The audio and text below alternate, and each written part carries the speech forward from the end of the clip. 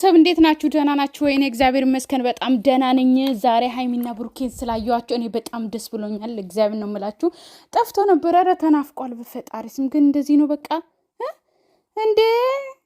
ኧረ ኑ ግን በሰላም ተመለሱ። ብቻ ለመልካም ነገር ነው፣ ጥሩ ቦታ ነው የሄዳችሁ። ደስ ብሎኛል።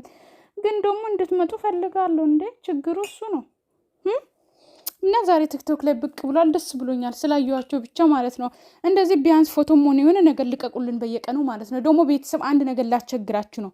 አሁን 5000 ብቻ ነው የቀረው ማለት ነው። ሃይሚ ስንት ልትገባ መሰላችሁ? 300K ልትገባ ማለት ነው። ስለዚህ ስወዳችሁ ሁላችሁም እስቲ ሲመጡ ማለት ነው በቃ 300K ገብታ በሰላም በቃ ተደስታ በቃ 300K ገባው ትበል። ምክንያቱም ለምን መሰላችሁ?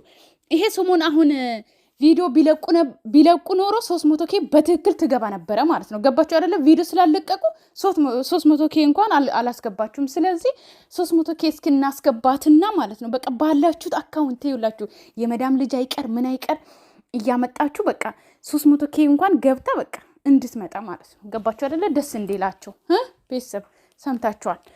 እና እናንተ ራሱ ተናፍቃችኋል እንዴ? ኮሜንታችሁን አፈቀኝ። የምሬን ነው። ትናንትና ማለት ነው ፎቶዋቸውን ቢያንስ እንትን ላይ ኮሚኒቲ ላይ ለጥፎኝ መሸብኝ። ከዛ ተውኩት። እናንተም ተናፍቃችኋል፣ እነሱም ተናፍቀዋል።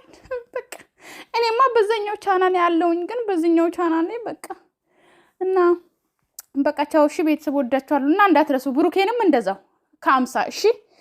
የሃይሚ ደግሞ 300K ሰምታችኋል። እና በተረፈ ቻው፣ ሰላማችሁ ይብዛልኝ። እወዳችኋለሁ። ለቤቴ አዲስ የሆናችሁ ሰብስክራይብ ሳታደርጉ እንዳትሄዱ እባካችሁ። ላይክም አድርጉ እሺ። ላይክ እና ሰብስክራይብ ሳታደርጉ እንዳትሄዱ። ላይክ እንኳን እኔ እናንተን ተናግሬ አላቅም። እናንተ እጃችሁ ራሱ የተባረከ ነው። ቶሎ ብላችሁ ነው ላይክ የምታደርጉልኝ ማለት ነው። በጣም ነው የምወዳችሁ። በዚህ አጋጣሚ ሰብስክራይብ አድርጉኝ ስወዳችሁ። ባይ ባይ።